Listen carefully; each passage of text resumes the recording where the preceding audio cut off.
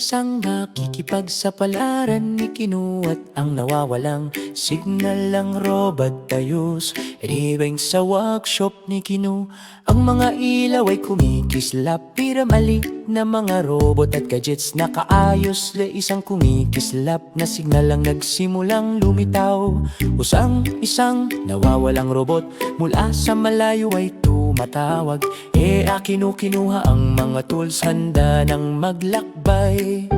Al sinusundan ang signal na malayo sa tahanan. Riri sa workshop, ang signal ay kumikislap ng maliwanag.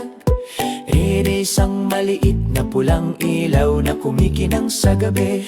Lumapit si Kinu sa hologram screen. Ang signal ay naglalakbay patungo sa mga bundok na hindi nakikitaan. Sa neon na kagubatan na kumikislap ng berde. Iwarang mga alitap-tap ay kumikislap na parang isang mahiwagang tanawin. Ang tracker ay nagka-glitch dahil sa mga baging sa daan.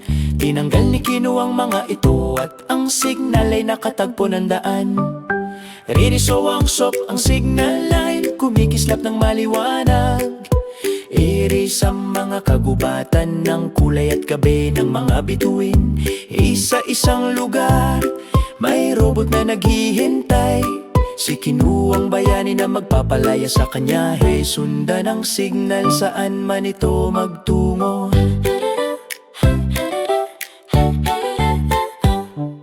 Magyang pakikipagsapalaran ay nagsisimula kapag lumago ang kuryosidad sa loob ng isang kanyon ng metal at tunog.